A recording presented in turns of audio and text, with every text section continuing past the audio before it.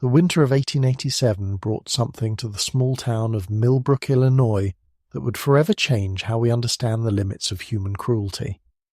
What started as a routine property inspection after a devastating fire would lead to the discovery of 19 children sealed in an underground chamber, their survival defying every law of nature and reason.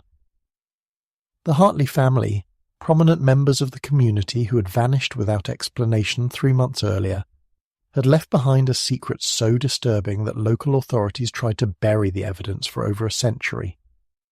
But tonight, we're going to reveal exactly what happened in that basement, why 19 innocent children were imprisoned beneath the earth, and how their discovery exposed a conspiracy that reached into the highest levels of Illinois society.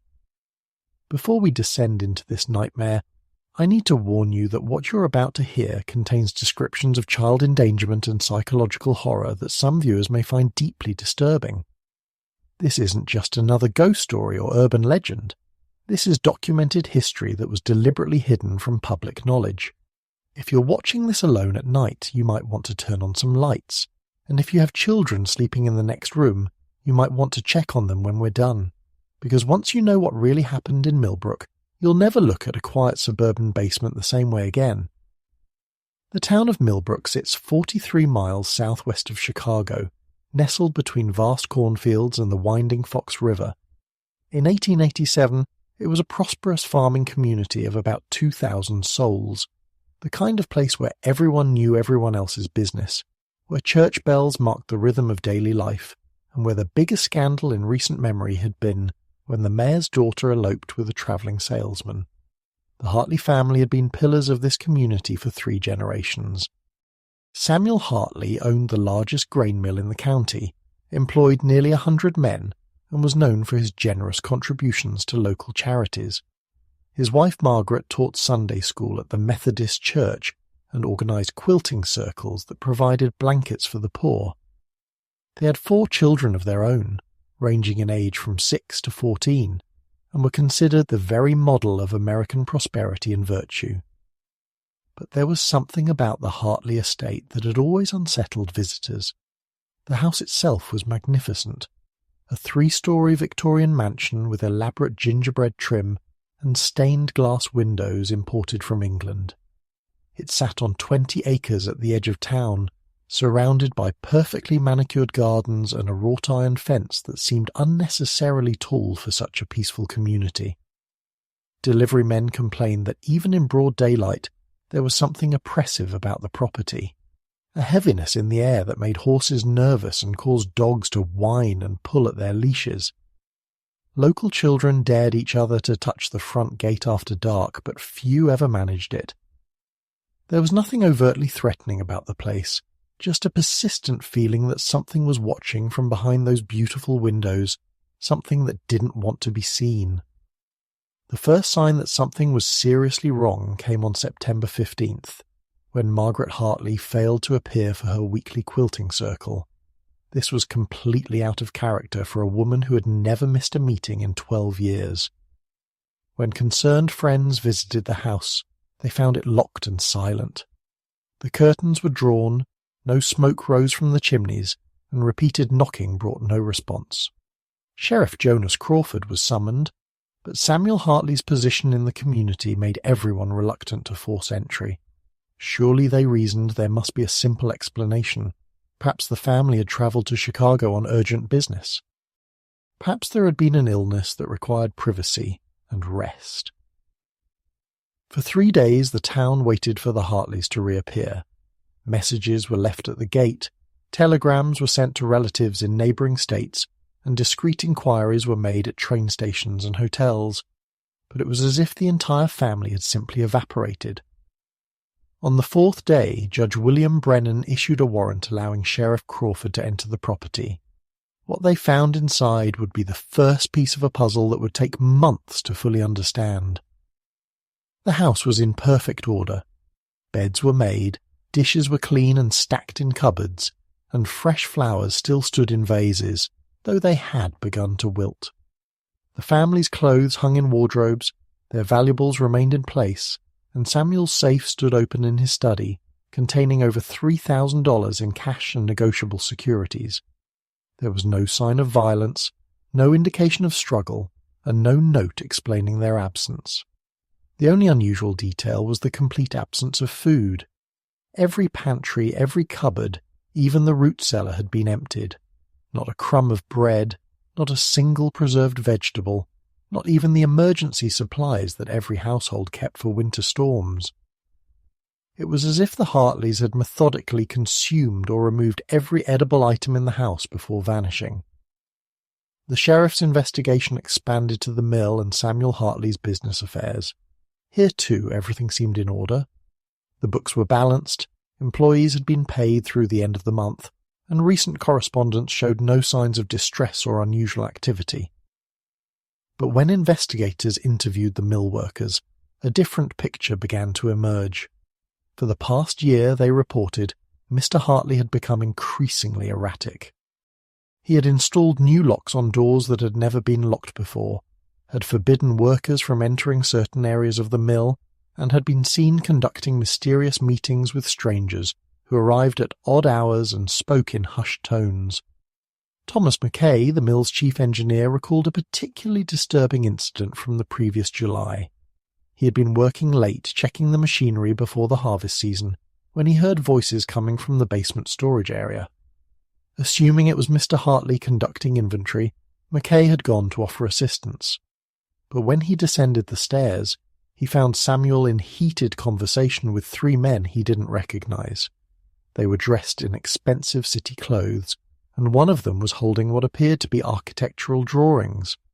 The moment they saw Mackay, the conversation stopped. Samuel had ordered him to leave immediately, and had later warned him never to enter the basement without explicit permission. As news of the Hartley disappearance spread through Millbrook, other strange stories began to surface. Sarah Morrison, who cleaned the Hartley house twice a week, mentioned that she'd been forbidden from entering certain rooms for the past 6 months. She had assumed these were being renovated, but no workers ever came, and she never saw any evidence of construction.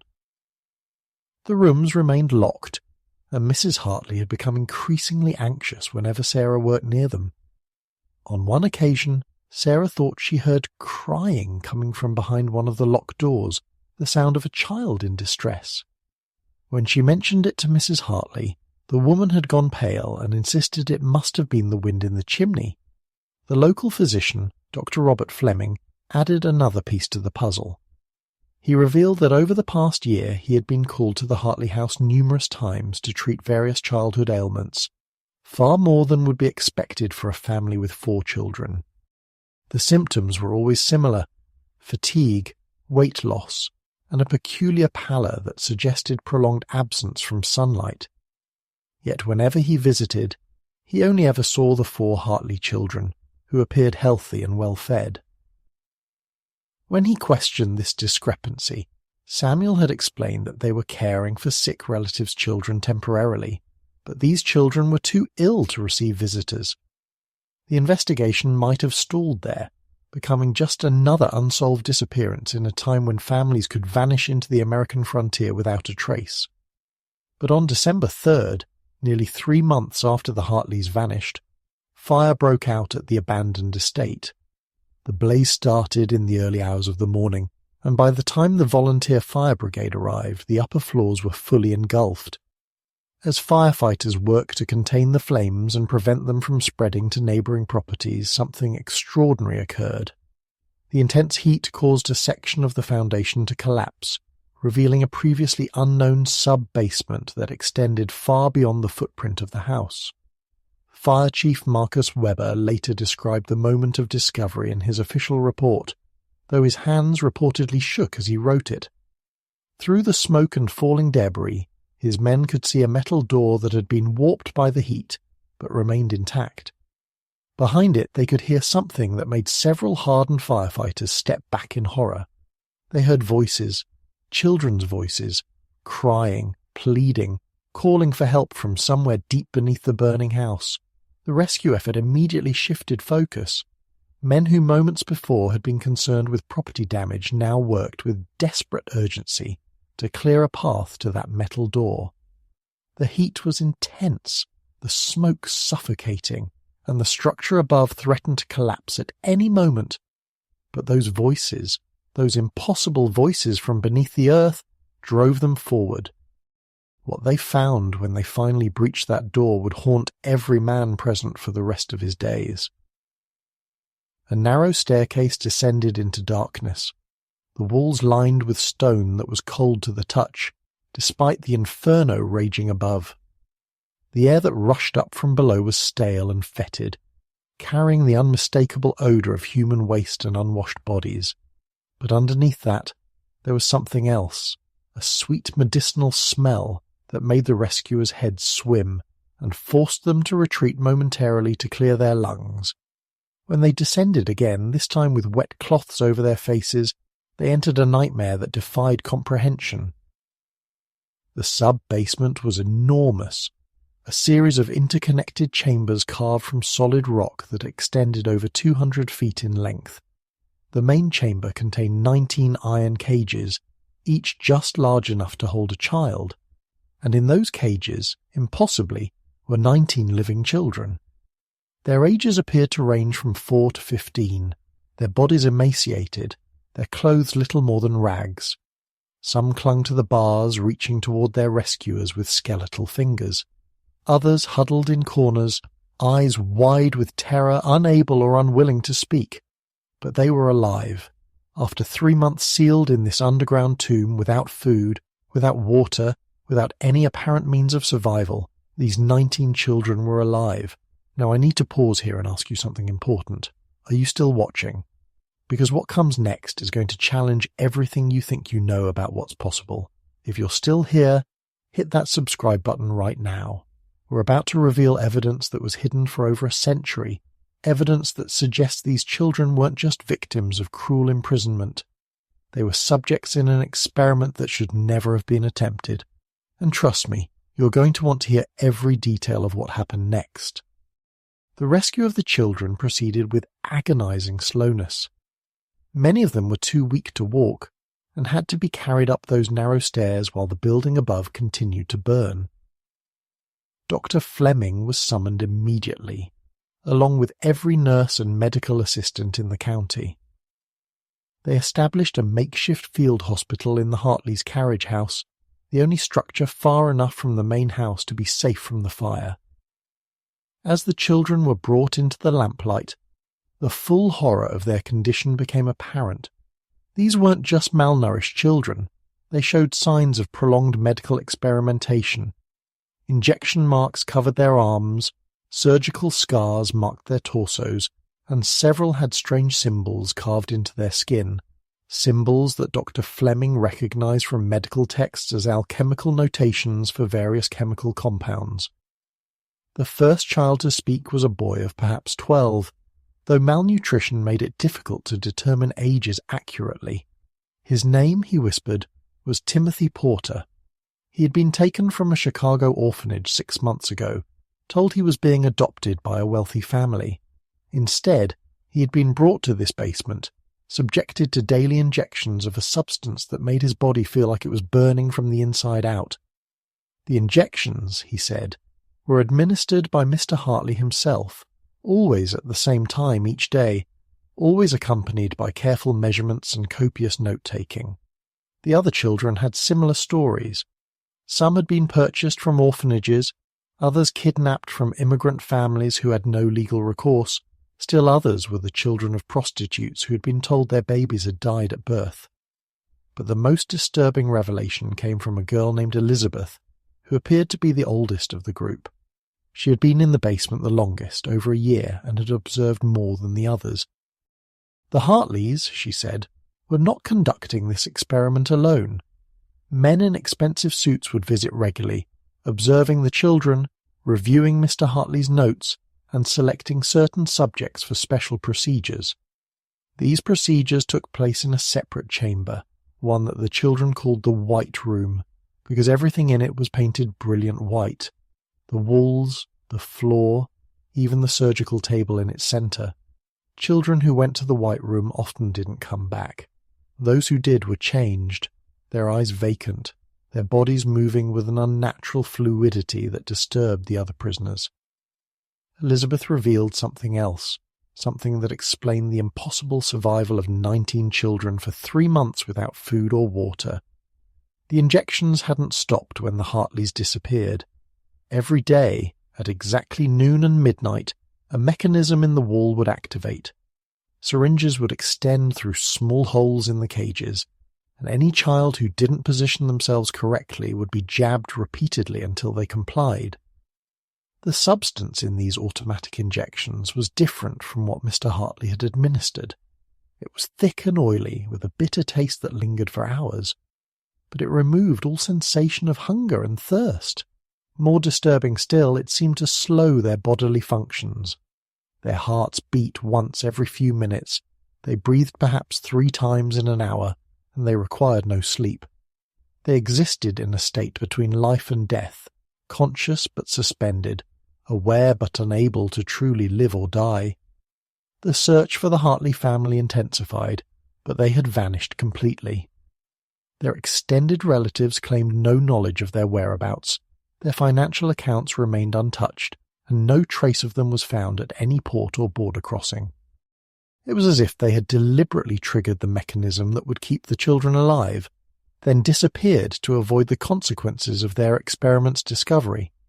The fire, investigators determined, had been caused by a malfunction in the same mechanism that delivered the injections. A chemical leak had ignited, and the flames had spread through hidden channels in the walls, a self-destruct system that had failed to completely eliminate the evidence. As the children slowly recovered in a secure ward at the county hospital, more details of the experiment emerged. They had been told by Mr. Hartley that they were part of a grand scientific endeavour, an attempt to overcome humanity's physical limitations. The goal, he claimed, was to create humans who could survive in extreme conditions, who could endure long journeys through space, deep sea exploration, or extended periods in underground shelters. The financial backing for this experiment came from a consortium of wealthy industrialists who believed that modified humans would be the perfect workers for dangerous mining operations, chemical factories, and other hazardous industries. Workers who needed minimal food, no sleep, and could survive in toxic environments would revolutionize American industry. Dr. Fleming, working with colleagues from Chicago, and even consulting with experts from Harvard Medical School, attempted to understand the chemical compound that had kept the children alive. The automatic injection system, once removed from the basement and studied, revealed a complex mixture of opiates, stimulants, and several substances that couldn't be identified with 1887 technology. The most unusual component appeared to be derived from a rare fungus that grew only in certain caves in Central America, a fungus that indigenous peoples had used in religious ceremonies to induce death-like trances that could last for weeks. But there was something else in the compound, something that Dr. Fleming's tests couldn't explain. When samples were examined under the microscope, they revealed structures that moved with apparent purpose, organizing themselves into patterns that resembled nervous system tissue. These structures responded to stimuli, recoiling from heat and acid, reaching toward nutrients. It was as if the compound itself was somehow alive, a symbiotic organism that had kept the children's bodies functioning while suppressing their normal biological needs. The recovery of the 19 children was slow and fraught with complications. As the substance gradually left their systems, they experienced agonizing withdrawal symptoms. Their bodies, having forgotten how to regulate basic functions, would alternate between dangerous fever and hypothermia. Several children suffered seizures as their nervous systems struggled to reassert control. But perhaps the most disturbing aspect of their recovery was the psychological effect. The children reported shared dreams, visions of dark tunnels extending infinitely into the earth, of vast underground cities populated by pale figures that moved without sound, of a presence that called to them from deep beneath the ground, promising an end to all suffering if they would only return to the darkness. 3 of the children never fully recovered. Despite the best medical care available, they remained in a semi-catatonic state, responsive to basic commands but unable to engage in normal interaction. They would sit for hours staring at shadows, occasionally whispering numbers in sequence, always the same numbers, like a code or coordinates. When paper and pencil were provided, they drew the same image repeatedly, a symbol that combined elements of chemical notation with what appeared to be mathematical equations and star charts. Experts who examined these drawings found them disturbing but couldn't determine their meaning. The legal proceedings that followed the discovery were complicated by the absence of the perpetrators and the political connections of their financial backers. Letters found in Samuel Hartley's study revealed that the experiment had support from at least 3 Illinois state senators, 2 federal judges, and numerous wealthy industrialists from Chicago and New York. These men had invested hundreds of thousands of dollars in what they called the Prometheus Project, named after the mythological figure who stole fire from the gods. They genuinely believed they were financing the next stage of human evolution, creating a race of enhanced humans who would lead America into a new industrial age. The conspiracy reached even higher levels of government. Coded telegrams suggested that certain military officials were aware of and supportive of the experiments, seeing potential applications for soldiers who could survive extended periods without supplies in hostile territory. There were references to similar projects in other states, a network of researchers all working toward the same goal of human modification. The Hartley House was just one node in a vast web of experimental facilities, each testing different approaches to transcending human limitations. As word of the discovery spread, reporters from across the nation descended on Millbrook. The story was sensation enough to sell newspapers for months, but editors soon received pressure to minimize coverage. Powerful figures in government and industry didn't want the full extent of the conspiracy exposed. Witnesses began to recant their statements, evidence disappeared from police custody, and several reporters who pursued the story too aggressively suffered mysterious accidents. The official narrative gradually shifted from systematic experimentation to the isolated actions of a deranged family. The 19 children, the public was told, had been kidnapped for ransom, and the strange substances found in their blood were simply the result of contaminated water in the basement. But the people of Millbrook knew the truth. They had seen those children emerge from that basement, had witnessed their impossible survival, had heard their testimonies before officials silenced them. The town was forever changed by the revelation that such evil could exist in their midst, hidden behind wealth and respectability. Property values plummeted as families fled, unable to reconcile their memories of the charitable Hartleys with the monsters they had proven to be. The mill closed, the Hartley estate was demolished, and within a decade Millbrook had shrunk to half its former size. The 19 children were dispersed across the country, placed with families who had no knowledge of their ordeal. Officials claimed this was for their protection and recovery, but many suspected it was to prevent them from sharing their experiences.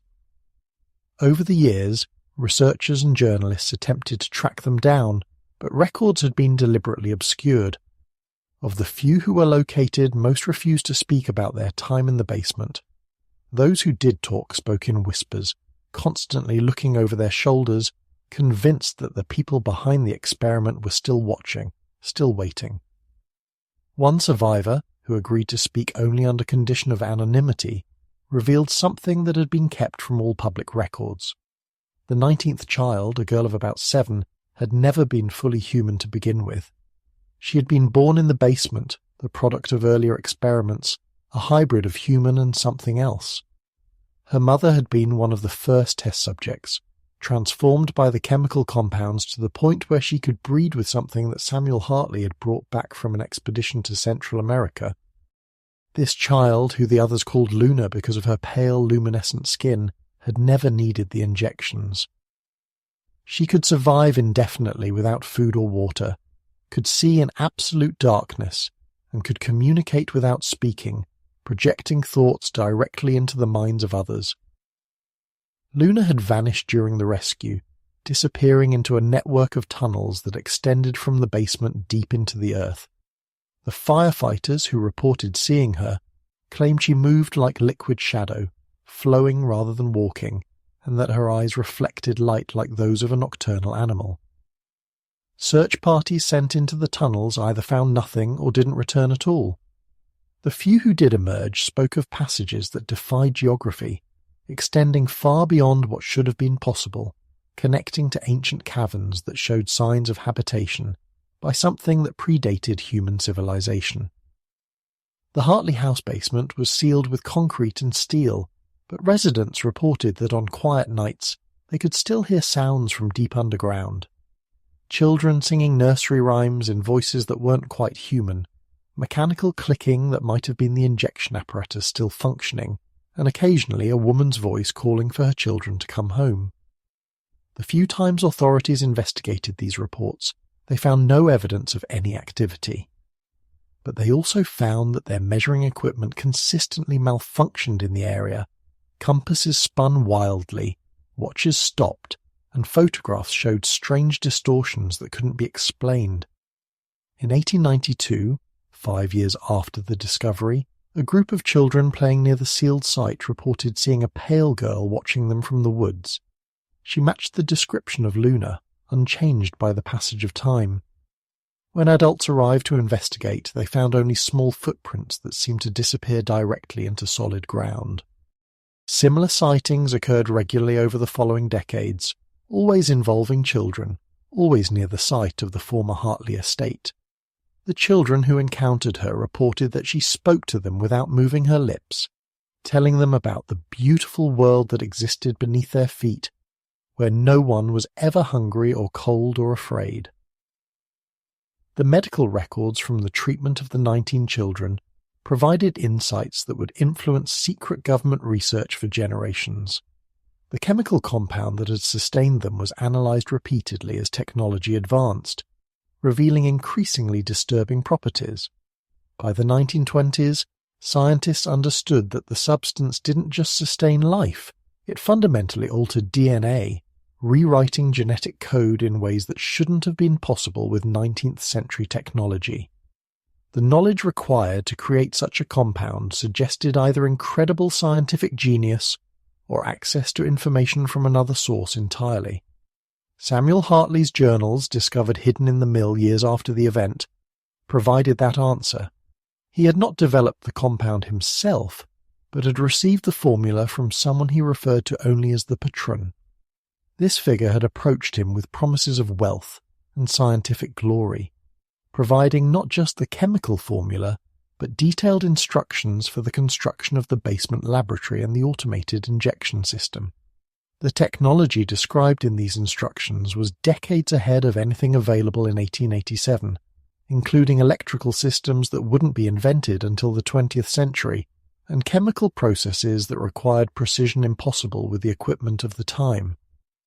The patron's letters to Hartley, written in an archaic form of English mixed with symbols from no known language, described a grand plan for human transformation.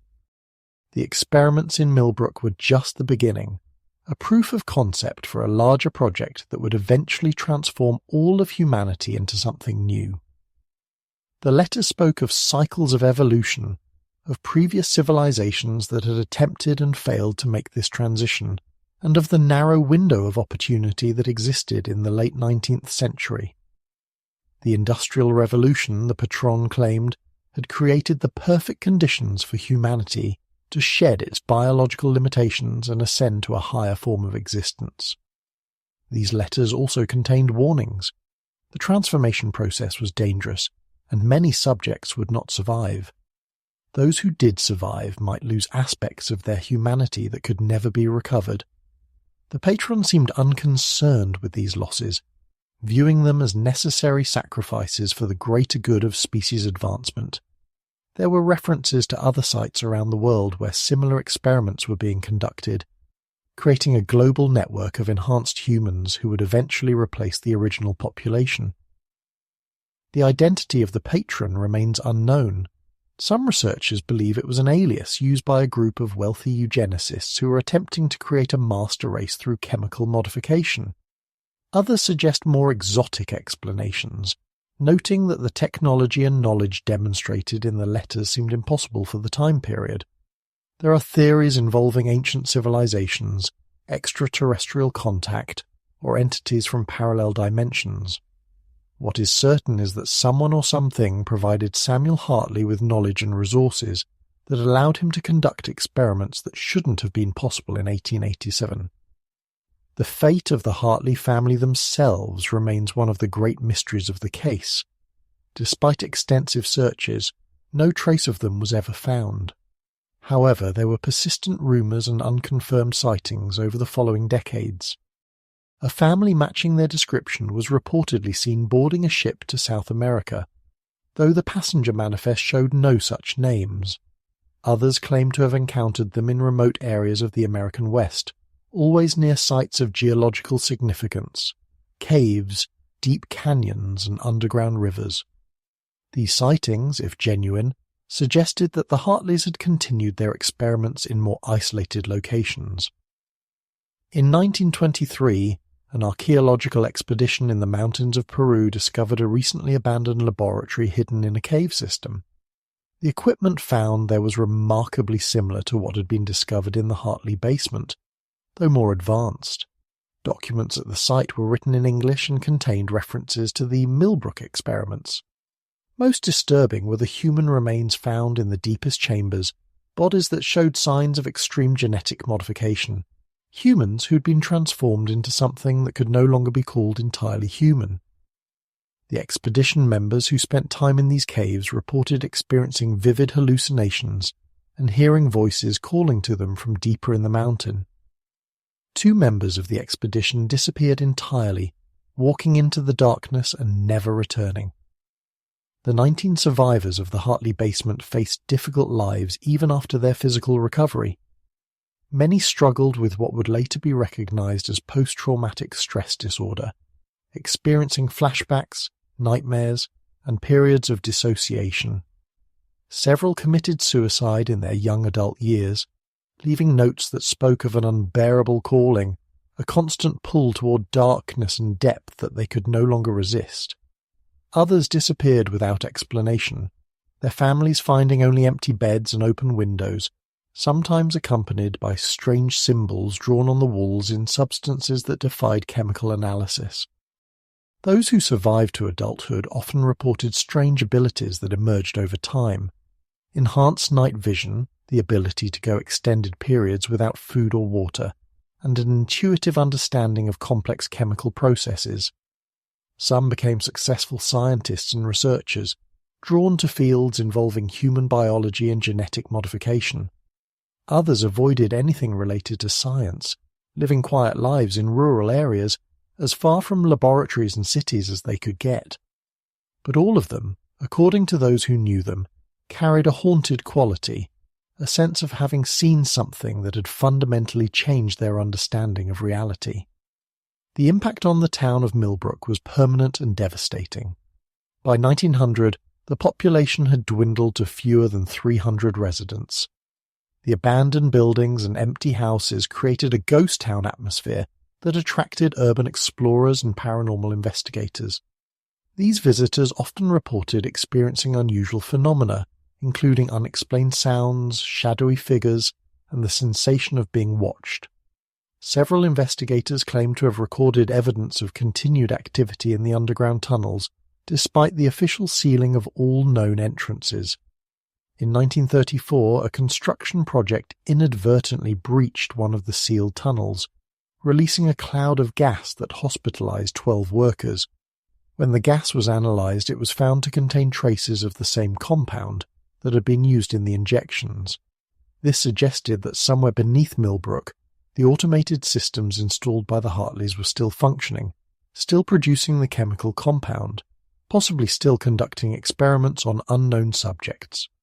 The tunnel was immediately resealed with reinforced concrete, but workers reported hearing movement behind the walls as if something was trying to break through from the other side. The documentary evidence from the case, including photographs of the children, the laboratory equipment and the chemical formulas was classified by the federal government in 1940. Researchers who attempted to access these records were told they had been destroyed in a fire, though no such fire was ever documented.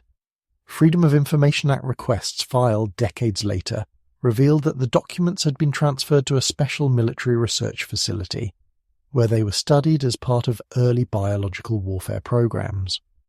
The knowledge gained from the Hartley experiments, it seems, was too valuable to be completely suppressed. Modern genetic researchers who have reviewed the available evidence suggest that the Hartley experiments were decades ahead of their time, anticipating discoveries in DNA manipulation that wouldn't be made until the late 20th century. The chemical compound used in the injections appears to have contained primitive retroviruses capable of rewriting genetic code, combined with nanostructures that could repair cellular damage. This level of sophistication should have been impossible in 1887, raising questions about where this knowledge truly originated. Some researchers have noted similarities between the Hartley experiments and other cases of anomalous scientific advancement throughout history. There appears to be a pattern of individuals suddenly developing technologies or techniques far beyond their era's capabilities, often claiming to have received the knowledge from mysterious benefactors. These cases usually involve attempts to transcend human limitations through chemical, surgical, or genetic modification. Many end in disaster, with the researchers disappearing and their work being suppressed or destroyed. The children who survived the Hartley basement were tracked by government agencies throughout their lives, though most were unaware of this surveillance. Declassified documents reveal that several agencies were interested in understanding the long-term effects of their exposure to the chemical compound. These studies noted that the survivors aged differently than normal humans, appearing younger than their chronological age and maintaining unusual physical vigor into their later years. Several lived well past 100, though their deaths were often unusual, sudden disappearances rather than normal aging processes. The last known survivor, who we'll call Robert to protect his family's privacy, died in 1987, exactly 100 years after his rescue. His grandson reported that in his final days, Robert spoke constantly about returning home. Though he had lived in the same house for 50 years, he would stand at windows looking down as if he could see through the earth to something below.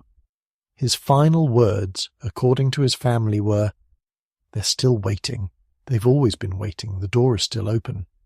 He died with his eyes open, staring at the floor, a slight smile on his face that his family found deeply disturbing. Now, I need you to understand something. Everything I've told you tonight is based on historical records, newspaper accounts, and testimonies that were suppressed for over a century. The Hartley case was systematically removed from public knowledge, but the evidence remains for those willing to look. Property records show the estate. Death certificates confirm the unusual circumstances. And if you know where to look in certain medical archives, you can still find photographs of those 19 children, their eyes holding a darkness that no child should possess. But here's what should really keep you awake at night. The technology demonstrated in the Hartley experiments didn't disappear. It evolved, went underground, became more sophisticated. The same families who funded the original experiments, their descendants are still among us, still in positions of power, still pursuing the same goals. The companies they run have different names now, but their research continues. Modern genetic engineering, pharmaceutical development, even certain government programs, they all trace their roots back to what was learned in that basement in Illinois. Think about it. How many children go missing every year without explanation? How many underground military facilities exist that civilians know nothing about? How many breakthrough medical discoveries seem to come from nowhere, fully formed, as if someone already knew exactly what would work? The Hartley experiments never ended. They just became better hidden, more sophisticated, more carefully controlled. The 19 children found in that basement were just the ones who were discovered. How many others were there? How many other basements, other experiments, other transformations that we never learned about? The town of Millbrook still exists. though it's little more than a collection of farms and a few dozen houses. The site of the Hartley estate is now an empty field, fenced off and marked with no trespassing signs. The county owns the land but has never developed it. They claim it's due to unstable ground, old mining tunnels that make construction dangerous. But locals know the truth. On certain nights, especially during the winter months when the original discovery was made, people report seeing lights moving beneath the ground, pale blue glows that pulse in patterns too regular to be natural. Children in the area still report encounters with a pale girl who appears at twilight, always near the old estate grounds. She never speaks aloud but somehow communicates with them, telling them stories about a world beneath our world where special children live forever, never growing old, never feeling pain, never knowing fear. Some children have disappeared after these encounters, though authorities always find rational explanations: runaways, custody disputes, tragic accidents. But the parents know. They've seen the drawings their children made before they vanished, complex symbols that match the ones found in the Hartley basement, symbols that no child could have invented on their own. The chemical formula discovered in Samuel Hartley's notes has never been successfully replicated, at least not officially. The components can be identified and mixed, but the resulting compound lacks the properties that kept those children alive. It's as if some essential element is missing, something that can't be measured or quantified by modern science. Some researchers believe the formula is incomplete, that crucial information was deliberately withheld. Others suggest that the compound required a catalyst that no longer exists, or perhaps never existed in our conventional understanding of reality. There's one detail I haven't mentioned yet, something that was kept out of even the classified reports. When the basement was first discovered, before the children were removed, investigators noticed something unusual about the walls. They were covered in a substance that seemed to absorb light, creating shadows that moved independently of any light source. When samples were taken for analysis, they degraded within hours, turning to a fine powder that scattered at the slightest touch. But in those few hours, researchers observed something that challenged their understanding of physics. The substance seemed to exist in multiple dimensions simultaneously, parts of it fading in and out of visibility, as if it was shifting between our reality and somewhere else. This same substance was found in trace amounts in the blood of all 19 children. It remained in their systems throughout their lives, inert but present, like a dormant virus waiting for the right conditions to activate. Medical examinations in their later years revealed that the substance had integrated with their DNA, becoming part of their genetic code. Their children and grandchildren carry these modified genes, though in diluted form. Somewhere in America right now, there are descendants of those 19 children who carry within them the potential for transformation, the genetic seeds of whatever Samuel Hartley was trying to create. The automation system found in the basement was perhaps the most disturbing discovery. It was powered by a mechanism that investigators couldn't identify, a perpetual motion device that violated known laws of thermodynamics. Even after being removed from the basement and studied in laboratories, it continued to function, attempting to perform its programmed injections every 12 hours. The timing never varied, synchronized to some cosmic rhythm that researchers couldn't identify. When the mechanism was finally destroyed in 1955, witnesses reported that it screamed, a sound that was mechanical yet somehow conscious, as if the machine itself was aware of its destruction. Modern urban explorers who have managed to access the sealed tunnels beneath Millbrook report finding evidence of continued activity. Fresh scratches on walls that should have been undisturbed for decades, footprints in dust that appear and disappear without explanation, and most disturbing, children's toys from recent decades scattered in chambers that supposedly have been sealed since 1887. These explorers often experience missing time, entering the tunnels in early morning and emerging after dark with no memory of the intervening hours. Some have recorded video of their explorations, only to find the footage corrupted, showing images of places that don't match any known part of the tunnel system. The influence of the Hartley case extends beyond the immediate horror of what was done to those children. It represents a fundamental breach in our understanding of reality, evidence that there are forces at work in our world that we don't comprehend. The technology demonstrated, the knowledge displayed, the entities involved, they all point to something larger and more terrifying than a single madman's experiment. They suggest that humanity is not alone, not at the top of the food chain, and possibly not even in control of its own evolution. Consider the timing of the experiments. The 1880s were a period of rapid technological advancement. The electric age was beginning, modern chemistry was emerging, and the Industrial Revolution was transforming society. It's as if something recognized that humanity was at a crucial juncture and attempted to redirect our development down a different path. The Hartley experiments might have been just one manifestation of a larger effort to transform our species, an effort that failed in its immediate goals but planted seeds that continue to grow in hidden places. The survivors of the basement often spoke of shared visions in their later years, dreams of vast underground cities populated by beings that were once human but had become something else. These cities, they claimed, exist beneath every major population centre, connected by tunnels that predate human civilization. The inhabitants wait patiently for the surface world to be ready for transformation, occasionally sending emissaries to test humanity's readiness. The 19 children were such a test, and our reaction, the horror, the suppression, the denial, proved that we weren't ready. But they're still waiting, still watching, still occasionally taking children who show the right genetic markers, the right potential for transformation. The pharmaceutical industry's rapid advancement in the 20th century, particularly in the fields of genetic modification and consciousness-altering drugs, show suspicious parallels to the knowledge demonstrated in the Hartley experiments.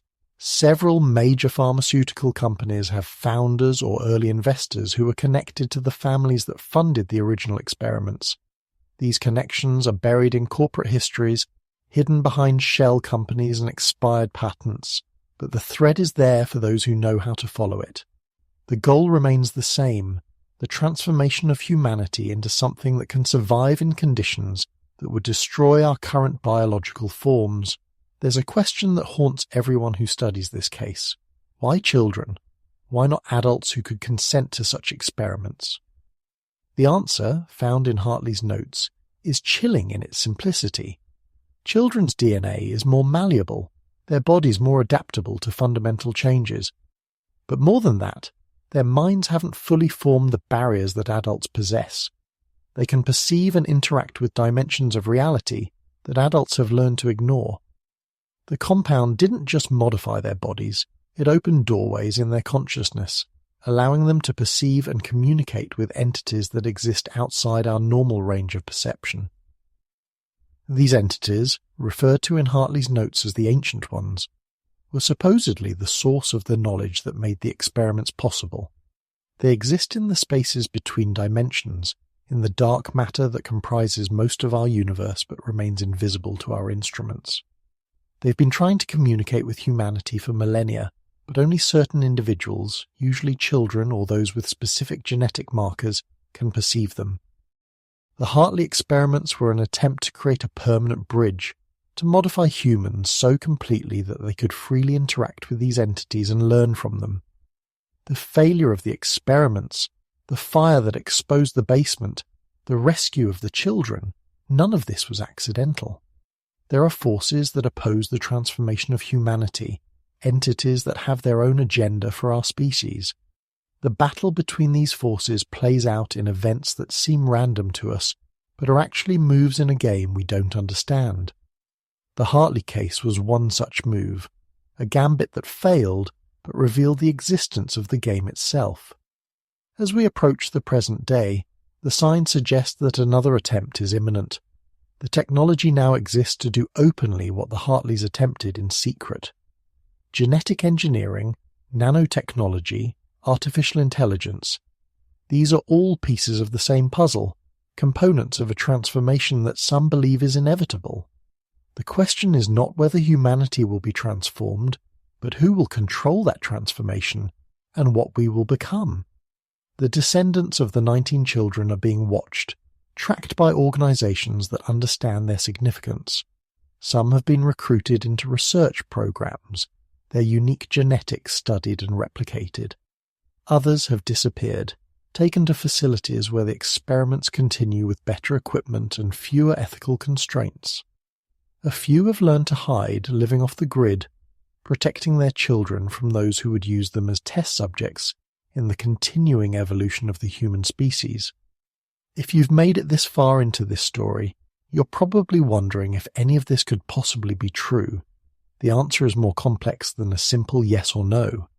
The historical records exist, the newspaper accounts are real, the government classifications are verifiable. But the full truth has been so carefully hidden, so thoroughly suppressed, that separating fact from fiction becomes almost impossible. That's exactly what they want. Doubt is their greatest ally, disbelief their strongest shield. As long as people dismiss stories like this as urban legends or conspiracy theories, the real work can continue undisturbed. But you know something's not right. You can feel it in the acceleration of technological development, in the erosion of privacy, in the increasing reports of missing children that never make national news.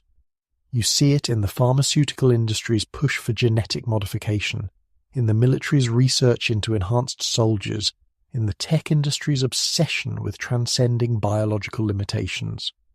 The Hartley experiments weren't the beginning, and they certainly weren't the end. They were just one visible symptom of something much larger, much older, and much more dangerous than most people can imagine. Pay attention to your children if you have them. Watch for signs of unusual abilities or sensitivities. Notice if they speak about friends that only they can see, or if they draw symbols they couldn't have learned. These might be signs that they've been marked, identified as potential subjects for the next phase of experiments. The selection process is more sophisticated now, using genetic databases, medical records, and behavioral algorithms to identify candidates. By the time a child disappears, they've usually been watched for years, their potential carefully evaluated. The town of Millbrook serves as a warning, a reminder of what happens when we trust too easily, when we ignore warning signs, when we assume that wealth and respectability equal morality. The Hartleys were respected members of society right until the moment their crimes were exposed. How many modern Hartleys are operating right now, hidden behind corporate logos and government clearances? How many children are sitting in basements we don't know about, undergoing transformations we can't imagine? The automatic injection system found in the Hartley basement has been replicated and improved. Modern versions can be controlled remotely, programmed to deliver precise doses of modification compounds over extended periods. These systems are supposedly used for legitimate medical research, for treating rare diseases and testing new drugs. But the technology is identical to what was used on those 19 children, just more refined, more efficient, more difficult to detect. There's a network of people who've dedicated their lives to monitoring and exposing these continued experiments. They call themselves the Watchers, and they work to identify facilities where children might be held, to track missing person cases that fit the pattern, and to document evidence before it can be suppressed. They operate in secret, knowing that public exposure makes them targets. Several have disappeared over the years, their research confiscated, their warnings silenced. But others continue the work, driven by the knowledge that children's lives are at stake. The symbol that the children drew, the one that combined chemical notation with mathematical equations and star charts, has appeared in other contexts over the years. It's been found carved into ancient ruins that predate known civilization, appears in the notebooks of scientists who've had sudden breakthroughs in genetic research, and has been reported in the dreams of people who've had close encounters with unexplained phenomena. Some researchers believe it's a key, a formula for understanding the relationship between consciousness and physical reality. Others think it's a beacon, a signal to entities that exist beyond our dimension, marking Earth as ready for the next phase of evolution. The 3 children who never recovered from their time in the basement, who remained in a semi-catatonic state, were institutionalized for the remainder of their lives. But institutional records show something peculiar. Despite their apparent mental absence, their bodies remained remarkably healthy, aging at perhaps half the normal rate. When they finally died, autopsies revealed that their brains had been fundamentally restructured. New neural pathways had formed that didn't correspond to any known anatomy, as if their consciousness had been rewired to perceive realities that normal humans couldn't access. The numbers they repeatedly whispered, always the same sequence, were eventually recognized as coordinates. Not geographic coordinates for any location on Earth, but stellar coordinates pointing to a region of space in the constellation Draco. When astronomers examined this region with powerful telescopes, they found nothing unusual, just empty space. But radio telescopes detected something different, patterns in the cosmic background radiation that suggested artificial organization. Something in that region of space was broadcasting a signal, had been broadcasting it for perhaps millions of years, waiting for a species to evolve enough to detect and understand it. This connects to a larger pattern that researchers have noticed. Many of the children who've been subjected to these experiments over the years show an obsession with specific astronomical phenomena. They draw star patterns, speak about voices from the sky, and demonstrate knowledge of cosmic events they couldn't have learned through normal means. It's as if the modification process doesn't just alter their bodies, but connects them to something vast and ancient that exists between the stars. The fire that exposed the Hartley basement was investigated for potential arson, but no evidence of deliberate ignition was found. However, several witnesses reported seeing a figure in white moving through the house shortly before the flames began, a figure that seemed to glow with its own light and moved in ways that defied normal human locomotion. This figure was never identified, and its presence was omitted from official reports. Some believe it was Luna, the hybrid child who'd been born in the basement, returning to destroy the place of her creation. Others suggest it was something else entirely, an entity that had decided the experiments had gone too far and needed to be exposed. As I tell you this story, I'm aware that simply knowing this information puts you at risk. Knowledge of the experiments, understanding of the patterns, recognition of the signs, these things mark you as someone who might interfere with the continuation of the project. But silence is complicity. Every child who disappears, every family destroyed, every life transformed without consent, these happen because people choose not to see, not to speak, not to act. The Hartley case happened because an entire town ignored warning signs until it was too late. The 19 children found in that basement represent hundreds, possibly thousands, who were never found. The experiments continue, evolved and refined, hidden in plain sight. Every major city has its underground facilities, its research programs, its missing children that no one talks about. The technology has advanced to the point where transformation can happen gradually, through vaccines, food additives, environmental factors that slowly alter human DNA over generations. We might all be subjects in an experiment we don't even know is happening. There's a reason this story has been suppressed for so long, why records have been destroyed, why witnesses have been silenced. It's not just about hiding crimes from the past. It's about protecting ongoing operations.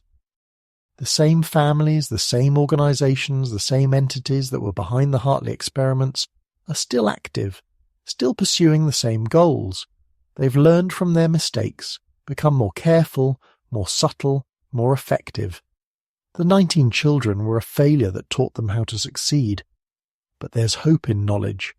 Every person who learns this history, who recognizes the patterns, who watches for the signs, becomes a potential protector. The experiments rely on secrecy, on isolation, on the vulnerability of those who have no one to speak for them. When communities are aware, when people are watching, when the signs are recognized early, children can be saved. The Hartley case was exposed because people finally started paying attention, finally started asking questions, finally refused to accept easy explanations for disturbing observations. As we near the end of this account, I want you to think about your own community. Are there children who've disappeared without adequate investigation? Are there facilities that operate with unusual secrecy? Are there patterns of illness or behaviour that don't quite make sense? These might be signs that the experiments are happening near you. Don't dismiss your instincts. Don't accept official explanations that don't satisfy your questions. The 19 children in the Hartley basement were saved because someone refused to stop asking questions. The chemical compound that kept those children alive has never been fully understood, but its effects continue to ripple through generations. Every descendant of those 19 children carries the potential for activation, for transformation, for becoming something beyond human. Some see this as evolution, the next necessary step in human development. Others see it as corruption, the loss of what makes us essentially human. The truth probably lies somewhere between, in a future where the definition of humanity itself must be reconsidered. The Hartley family was never found, but their legacy lives on in every laboratory that pushes the boundaries of human modification, in every program that treats children as test subjects, in every organization that believes the end justifies any means. They might have failed in their immediate goals, but they succeeded in opening a door that can never be fully closed. The knowledge they unleashed, the entities they contacted, the transformations they initiated, these continue to spread like a virus through human society. Sometimes, late at night, when you're alone and the world is quiet, you might hear something that sounds like children singing, voices that seem to come from below, from the earth itself. You might dismiss it as imagination, as pipes in the walls, as distant music carried by the wind. But remember the 19 children in the Hartley basement. Remember how they survived the impossible. Remember what they became.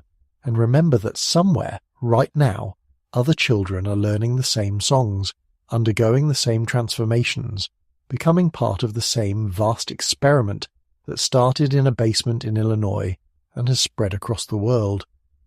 The story I've told you tonight is true in all the ways that matter. Names have been changed, some details have been obscured, but the essential facts remain. 19 children were found in a sealed basement in Illinois in 1887. They had survived 3 months without food or water through chemical modification that shouldn't have been possible. They were part of an experiment that continues to this day, and they were the lucky ones, the ones who were found, the ones who were saved, the ones whose story can be told. For every child saved, how many remain hidden? For every basement discovered, how many stay sealed? For every experiment exposed, how many continue in darkness? These are the questions that should keep you awake, that should make you pay attention, that should drive you to action. Because the Hartley case isn't history, it's prophecy. It shows us what happens when power operates without oversight, when science proceeds without ethics, when children become expendable in the pursuit of transcendence. If you've watched this entire account, you're now part of a small group who knows the truth. You can choose to dismiss it, to return to comfortable ignorance, to pretend that children don't disappear, that experiments don't happen, that monsters don't hide behind respectable facades. Or you can choose to remember, to watch, to protect. The 19 children in the Hartley basement couldn't speak for themselves until it was almost too late. But you can speak. You can watch. You can ensure that the next 19 children don't spend months in darkness waiting for rescue that might never come. The town of Millbrook never recovered from the revelation of what had happened within its borders. But perhaps recovery isn't the point. Perhaps the permanent scar, the lasting warning, the eternal vigilance, these are the appropriate responses to such evil. Every community should carry the memory of Millbrook, the knowledge that horror can hide anywhere, that evil can wear any face, that children can disappear in plain sight if no one is watching closely enough. This is where I leave you, with knowledge that burdens and empowers in equal measure. You know now what happened to 19 children in Illinois in 1887. You know that their rescue was not an ending but a revelation of something much larger.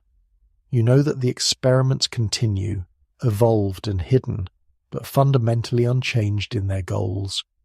And you know that somewhere right now children are waiting in darkness for someone to find them, to free them, to stop the experiments that transform them into something no longer quite human. The choice of what to do with this knowledge is yours.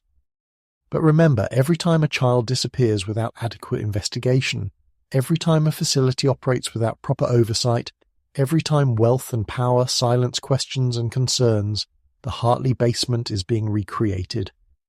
The 19 children found in 1887 were saved because someone finally looked, finally questioned, finally refused to accept the unacceptable. Will you be that someone for the children who are waiting today? Will you watch for the signs, ask the difficult questions, refuse the easy answers? The experiments continue only as long as we allow them to continue. The children suffer only as long as we fail to see their suffering. The horror hides only as long as we refuse to look for it. Thank you for staying with me through this dark history. If it disturbed you, good. Disturbance leads to vigilance, and vigilance saves lives. Share this story with others who need to know, who are ready to know, who are strong enough to carry this knowledge.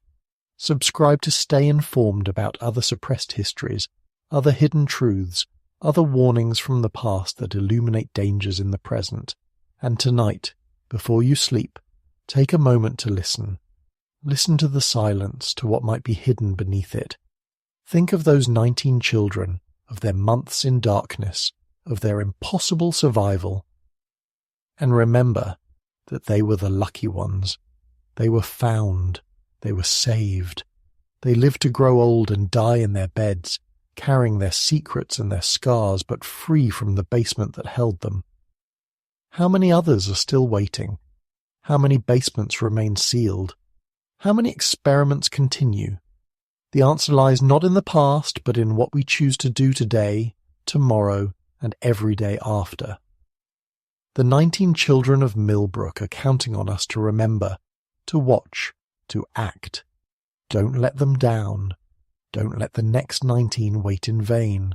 Don't let the horror hide when you have the power to expose it.